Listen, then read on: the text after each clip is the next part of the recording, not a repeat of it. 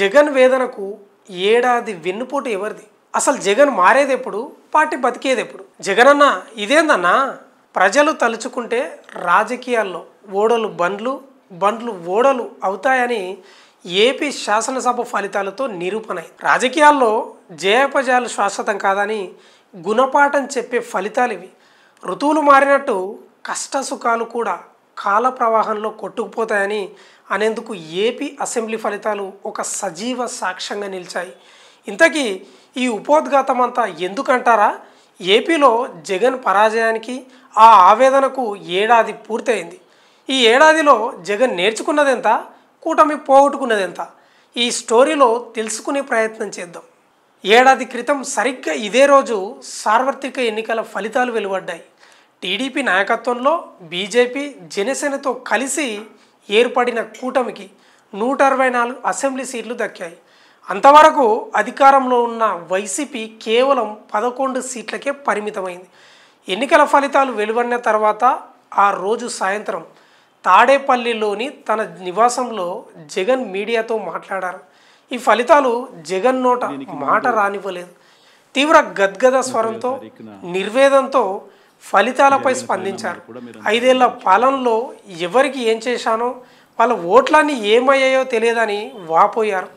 ఎన్నికలలో ఓటమి తర్వాత జగన్ పార్టీ నేతలతో మాట్లాడుతూ అక్కా చెల్లెమ్మలకు, అవ్వాతాతలకు, రాష్ట్రంలో ప్రతి ఒక్కరికి సంక్షేమ పథకాలతో ఎంతో మేలు చేశాను, అయినా వాళ్ళు మనల్ని ఎందుకు కాదనుకున్నారో అర్థం కావడం లేదన్నారు. ఓటమి తర్వాత ఈ ఏడాదిలో వైసీపీకి కోలుకోలేని దెబ్బలు తగిలాయి. కాస్త కోలుకున్నామని అనుకున్న లోపే జగన్ పార్టీకి దెబ్బ మీద దెబ్బ పడుతుంది. ఎన్నికలకు ముందు షర్మిల చేసిన ప్రచారం కూడా జగన్ ఓటమికి ఓ కారణమైంది. ఆ తర్వాత ఓవైపు కేసులు, మరోవైపు స్కామ్ల ఆరోపణలతో వైసీపీ ఉక్కిరిబిక్కిరవుతుంది. లిక్కర్ స్కామ్ జగన్ మెడకు చుట్టుకునే వరకు వచ్చేసిందంటే అర్థం చేసుకోవాలి. జత్వాని కేసులో ఏకంగా ఐపీఎస్ అధికారులే జైలుకు పోవాల్సిన పరిస్థితి వచ్చింది. వల్లభనేని వంశీ కోర్టుల చుట్టూ తిరిగి అలసిపోవాల్సిన పరిస్థితి కూడా వచ్చేసింది. విడుదల రజి నుంచి కొడాలి నాని దాకా, రోజా నుంచి పోసాని కృష్ణమురళి దాకా అందరిపై కేసుల కత్తి వేలాడుతుంది. ఇవన్నీ కూటమి ప్రభుత్వ కక్ష సాధింపులేనని వైసీపీ గగ్గోలు పెడుతుండగా, అబ్బే అదేం లేదు, చట్టం తన పని చేసుకుపోతుందని కూటమి ప్రభుత్వం కౌంటర్ ఇస్తుంది. 2024 ఎన్నికల్లో పరాజయం తర్వాత జగన్లో మార్పు రావాలని పార్టీ నేతలు కోరుకున్నారు. జగన్ సైతం తాను అధికారంలో ఉన్న సమయంలో పార్టీ కార్యకర్తలను పట్టించుకోలేదని, ఈసారి మాత్రం ప్రత్యేక ప్రాధాన్యత ఉంటుందని హామీ ఇస్తున్నారు. దాడులకు గురైన కార్యకర్తలను గతం కంటే భిన్నంగా పరామర్శిస్తున్నారు. ప్రభుత్వం పైన గతంలోనూ జగన్ రైతులు, విద్యార్థుల సమస్యలపైన నిరసనలకు పిలుపునిచ్చారు. ఇప్పుడు ప్రభుత్వం ఇచ్చిన హామీలను అమలు చేయని కారణంగా నేడు వెన్నుపోటు దినం పేరుతో రాష్ట్ర వ్యాప్తంగా నిరసనలు నిర్వహించాలని జగన్ పిలుపునిచ్చారు. ఈ మేరకు పార్టీ ముఖ్య నేతలు పోస్టర్లు కూడా విడుదల చేశారు.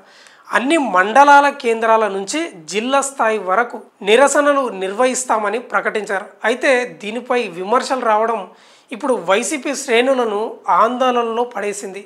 ఊరి మీద పడి అమాయకులను వేధిస్తూ దౌర్జన్యాలకు పాల్పడుతున్న రౌడీ బ్యాచ్లకు పోలీసులు ఇచ్చిన ట్రీట్మెంట్ ప్రజాస్వామ్యాన్ని కాలరాసిందంటూ వైసీపీ గుండెలు బాధేసుకోవడం ఏంటని కొందరు ప్రశ్నిస్తుండడం కూడా వైసీపీకి ఆందోళన పరుస్తుంది. 3 రౌడీ షీటర్లకు మద్దతుగా వచ్చిన జగన్ కులం రంగు పూయడం పైన కూడా తీవ్ర విమర్శలు వస్తున్నాయి. పలు కేసుల్లో ఉన్న గంజాయి రౌడీ బ్యాచ్కి పోలీసులు ఇచ్చిన ట్రీట్మెంట్ అన్యాయం, దారుణం, దుర్మార్గం అంటూ జగన్ గగ్గోలు పెట్టడం ఏంటని టీడీపీ నేతలు ప్రశ్నిస్తున్నారు.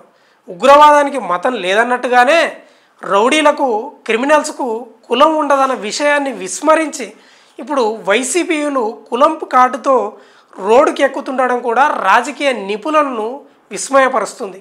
అయితే కూటమి ప్రభుత్వం ఏర్పడి ఏడాది పూర్తయిన పరామర్శలకు మినహా ప్రజా సమస్యలపై జగన్ బయటికి వచ్చిన దాఖలాలు లేవు. కేవలం ట్వీట్ల ద్వారా తన అభిప్రాయాలను వెల్లడిస్తున్నారు. పార్టీ నేతల సమావేశంలో మాత్రం ప్రభుత్వానికి వార్నింగ్ల మీద వార్నింగ్లు ఇస్తున్నారు. సంక్రాంతి నుంచే జిల్లాల పర్యటనలు, కార్యకర్తలతో సమావేశాలు ఉంటాయని గతంలోనే ప్రకటించారు. ఇప్పటి వరకు అవి ఎప్పుడు మొదలవుతాయి అనేది మాత్రం స్పష్టత లేదు. వారంలో 3 రోజులు మాత్రమే తాడేపల్లిలో అందుబాటులో ఉంటున్నారు జగన్. ఇక ఏడాది పూర్తయిన వేళ నిర్వహిస్తున్న వెన్నుపోటు దినం నిరసనలోనూ జగన్ పాల్గొనే అవకాశం కనిపించడం అస్సలు లేదు. అసలు జగన్ బయటికి వచ్చి రాష్ట్రంలో ఏ ప్రాంతంలోనైనా భారీ ధర్నా నిర్వహించాల్సిన అవసరం ఉందని పార్టీ నేతలే స్వయంగా అంగీకరిస్తున్నారు. అయితే జగన్ మాత్రం ఇంకా సమయం ఉందనే ధోరణితో వ్యవహరిస్తున్నారు.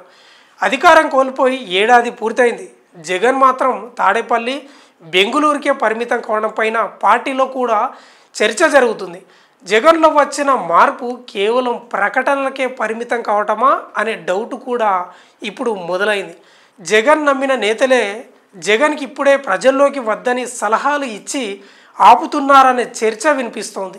మరి జగన్ ఎలాంటి నిర్ణయాలు తీసుకుంటారనేది మాత్రం ఆసక్తికరంగా